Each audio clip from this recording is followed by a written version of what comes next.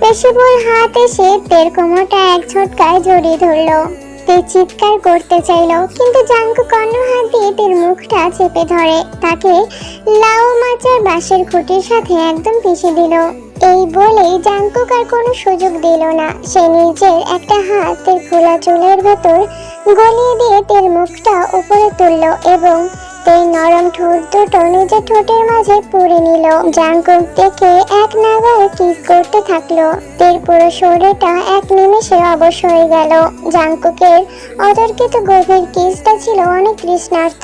Jungkook তের নিজের ঠোঁটটা নিজের দাঁত দিয়ে আলতো করে কামড়ে দিতে লাগলো। জাঙ্কুক ঠোঁট থেকে সামান্য সরে এসে তের ফর্সা গলায় নিজের ঠোঁট ডুবিয়ে দিল। সে তের গলার গভীরে একটা কামড় দিল, যার ফলে তের ফর্সা চামড়ায় একটা লাল ভালোবাসার দাগ বসে গেল। জাঙ্কুক তের দেখতে দেখতে সুগা আর জিমিনের গায়ে হলুদের দিন চলে এলো। পুরো কিমবাড়িতে আজ বিয়ের আমেজ। উঠানে গাঁদা ফুল আর আম পাতা দিয়ে বড় করে প্যান্ডেল সাজানো হয়েছে। স্পিকারে বাজছে জোরদার গ্রামীণ বিয়ের গান। গ্রামের সব মানুষ ভেঙে পড়েছে আজ এই আনন্দ উৎসবে। তে আজ একটা সবুজ রঙের ঢাকায় জামদানি শাড়ি পরেছে। শাড়ির আঁচলটা তার কোমরে গোজানো, চুলটা আজ বেনি করেনি, বরং খোলা লম্বা চুলগুলো পিঠের উপর ঢেউ খেলছে। আর খোপার চারপাশে জড়ানো আছে একদম তাজা সুগন্ধি সাদা গজরার ডাবল লেয়ার। তের গায়ের হলুদের ওড়না আর গজরার মিষ্টি গন্ধ পুরো বাড়ির বাতাসকে যেন নেশা ধরিয়ে দিচ্ছিল। সে ব্যস্ত হয়ে এদিক ওদিক তদারকি করছিল। ঠিক তখনই জিয়ন পরিবার হলুদ নিয়ে কিমবাড়িতে প্রবেশ করলো। সবার সামনে সুগা হলুদ পাঞ্জাবি পরে নাচতে নাচতে আসছে, আর সবার পেছনে শান্ত গম্ভীর পায়ে হেঁটে আসছিল আমাদের জিয়ন জাঙ্কুক। তবে আজকের দিনও সে তার চেনা স্টাইল বদলায়নি। তার পরনে ধবধবে সাদা একটা সিল্কের দামি লুঙ্গি আর গায়ের ফর্সা রঙের সাথে ম্যাচিং করা একটি সাদা টি শার্ট, যার উপরে দুটো বোতাম খোলা। গলায় একটা পাতলা রূপালি চেন চকচক করছে, চোখে ব্ল্যাক চশমা। জাঙ্কুককে এই পোশাকে এত বেশি পুরুষালী আর হট লাগছিল যে গ্রামের মেয়েরা তার দিকেই হাঁ করে তাকিয়েছিল। কিন্তু জাঙ্কুকের চোখ দুটো ভিড়ের মাঝে শুধু একজনকে খুঁজছিল। যেই না তার নজর গেল শাড়ি পরা খোলা চুলের মায়াবী তের উপর, জাঙ্কুকের বুকের ভেতর ঝড় বয়ে গেল। সে চশমাটা একটু নামিয়ে এক দৃষ্টিতে তের কোমরের দিকে তাকিয়ে রইল, যেখানে শাড়ির ফাঁক দিয়ে তের ফর্সা পেটের কিছুটা অংশ উঁকি দিচ্ছিল। অনুষ্ঠান শুরু হতেই সবাই নাচ গানে মেতে উঠল। তে জিমিনকে হলুদ মাখিয়ে দিচ্ছিল। জাঙ্কুক তখন দূর থেকে চোরের মতো লুকিয়ে লুকিয়ে তের প্রতিটা মুভমেন্ট দেখছিল। তে যখনই হাত তুলছিল তার হাতের কাচের চুড়িগুলো রিনঝিন শব্দে জাঙ্কুকের মাথা পুরো খারাপ করে দিচ্ছিল। তে হঠাৎ খেয়াল করলো জাঙ্কুকের ওই তৃষ্ণার্ত চোখ জোড়া তার উপরে আটকে আছে। সে লজ্জায় শিউরে ওঠে। সে জাঙ্কুকের চোখের ভাষা বুঝতে পেরে দ্রুত নাস্তার প্লেট হাতে নিয়ে বাড়ির পেছনে নির্জন লাউয়ের মাচার দিকে চলে গেল, একটু একা নিঃশ্বাস নেওয়ার জন্য। কিন্তু সে জানতো না, বাঘ যেমন শিকারের পেছনে ধাওয়া করে তেমনি যে কেউ তার পেছনে আসছিল।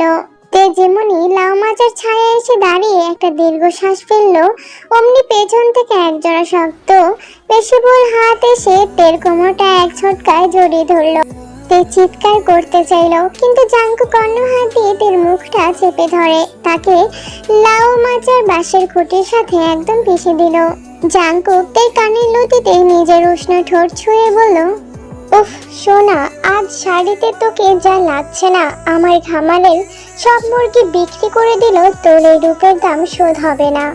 জাঙ্কুক তের মুখ থেকে হাতটা সরাতেই তে জোরে জোরে নিঃশ্বাস নিতে নিতে বলে, জাঙ্কুক ছাড়ুন আমাকে, কেউ চলে আসবে। আপনি এত কাজে কেন? এখানে সবাই আছে, আর আপনার গায়ের এই শার্টে তো হলুদ লেগে যাবে। জাঙ্কুক বাঁকা হেসে তের আরো কাছে এগিয়ে এলো। তাদের দুজনের শরীর এখন একদম লেপ্টে আছে। হলুদ লাগলে লাগবে, আজ তো তোকে আমি আমার মনের সবটুকু হলুদ মাখিয়ে দেব। এই বলেই জাংকুক আর কোনো সুযোগ দিল না। সে নিজের একটা হাত তের খোলা চুলের ভেতর গলিয়ে দিয়ে তের মুখটা উপরে তুলল এবং তের নরম ঠোঁট দুটো নিজের ঠোঁটের মাঝে পুরে নিল। জাংকুক দেখে এক নাগাড়ে কিস করতে থাকলো। তের পুরো শরীরটা এক নিমেষে অবশ হয়ে গেল। জাংকুকের অতর্কিত গভীর কিসটা ছিল অনেক তৃষ্ণার্ত। জাংকুকের নিজের ঠোঁটটা নিজের দাঁত দিয়ে আলতো করে কামড়ে দিতে লাগলো।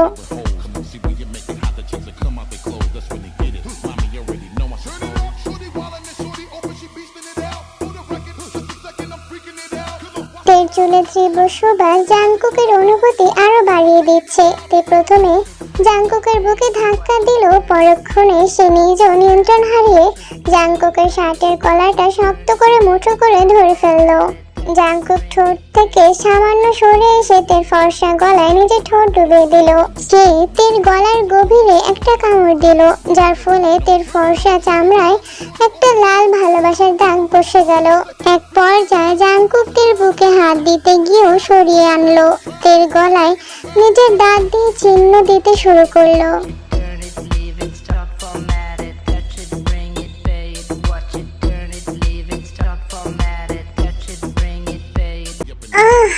জাংকুক ছাড়েন, কেউ দেখে ফেলবে। জাংকুক তের কোমরে নিজের হাতটা শাড়ির ভেতর দিয়ে গলিয়ে সরাসরি তের নরম চামড়ায় স্পর্শ করলো। তের ফর্সা পেটে জাংকুকের শক্ত হাতের ছোঁয়া লাগতেই তে চোখ দুটো শক্ত করে বুজে ফেললো। জাংকুক তের কানের কাছে ফিসফিস করে বলে, আজ তো শুধু ট্রেলার শোনা। সুগার বিয়ের পরে আমি আমাদের বিয়ের কথা বলবো, তখন রোজ রাতে তোকে আমার দেহ দিয়ে একদম পেশে ফেলবো।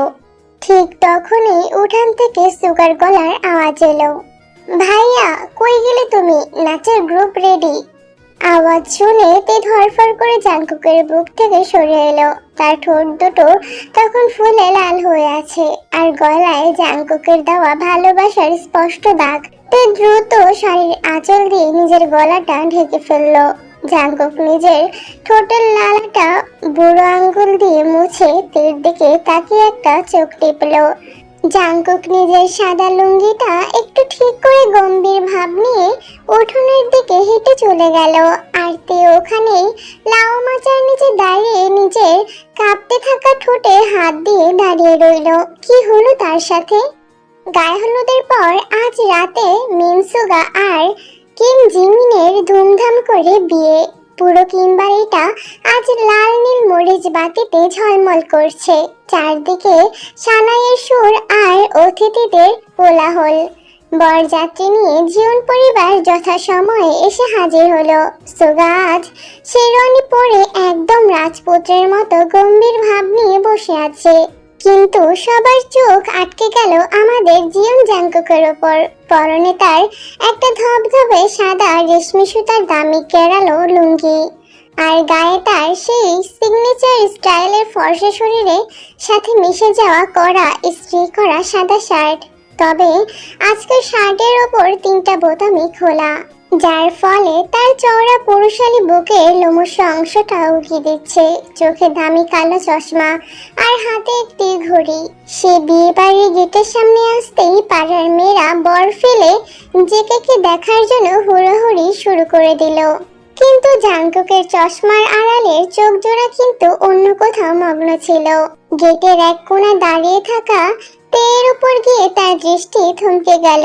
তে আজ একটা ঘন লাল সাদা রঙের কাঞ্জিভরম সুতির শাড়ি পরেছে। শাড়ির পিঠ কাটা, ব্লাউজ দিয়ে তার মসৃণ ফর্সা পিঠ পুরো উন্মুক্ত। লম্বা চুলগুলো আজ খোপা করে তার চারপাশে থরে থরে সাজানো একদম তাজা সুগন্ধি সাদা বেলি ফুলের গজরা। তের শাড়ির আঁচলটা তার পাতলা কোমরের সাথে শক্ত করে গোজা, যার ফলে তার শরীরের প্রতিটা নিখুঁত খোঁজ ফুটে উঠেছে। তে দূর থেকে জাংকুকের সে তীক্ষ্ণ দৃষ্টি দেখে আলতো করে নিজের ঠোঁট কামড়ে ধরলো। তার কালকের গভীর অবাধ্য কিসের কথা মনে পড়ে গেল। শাড়ির নিচে লুকিয়ে থাকা গলার লাল দাগটা এখনো যেন আগুনের মতো জ্বলজ্বল করছে। তাদের চোখের ইশারায় যেন নিঃশব্দেই এক গোপন চুক্তির বিনিময় হয়ে গেল। বিয়ের সব আনুষ্ঠানিকতা শেষ হতে হতে রাত প্রায় 2টো বেজে গেল। জিমিনকে বিদায় দিয়ে জাংকুক, কন্যাযাত্রী আর বরযাত্রী সবাই জীবন বাড়ির উদ্দেশ্যে রওনা হলো। তে তখন কনে পক্ষের বড় বোন হিসেবে জিমিনের সাথে জীবন বাড়িতে এলো। গভীর রাতে জীবন বাড়ির নতুন বর বউকে বাসর ঘরে ঢুকিয়ে দিয়ে সবাই ক্লান্ত শরীরে যার যার ঘরে ঘুমাতে চলে গেল। তেকেও একটা গেস্ট রুম দেওয়া হয়েছিল থাকার জন্য, কিন্তু তের চোখে ঘুম কোথায়। সে ঘরের জানালা দিয়ে বাইরের জোছনা রাতের ধানের ক্ষেতের দিকে তাকিয়ে একটা দীর্ঘশ্বাস ফেলল। তার মন শুধু ওই রাক্ষসটার কথাই ভাবছিল। ঠিক তখনই ঘরের দরজা খুব হালকা টোকা পড়ল। সে চমকে উঠে দরজাটা খুলতে তার মুখটা একজোড়া শক্ত চেনা হাত এসে চেপে ধরলো। কোনো কথা বলার সুযোগ না দিয়ে জাংকুক ঘরের ভেতর ঢুকে এক লাথিতে দরজাটা বন্ধ করে দিল এবং তেকে সরাসরি দরজার কাঠের সাথে শক্ত করে চেপে ধরলো। জাংকুক নিজের চশমাটা টেবিলের উপর ছুঁড়ে ফেলে দিল। তার চোখ দুটো এখন গভীর রাতে আগুনে পুড়ে অন্ধকার হয়ে এসেছে।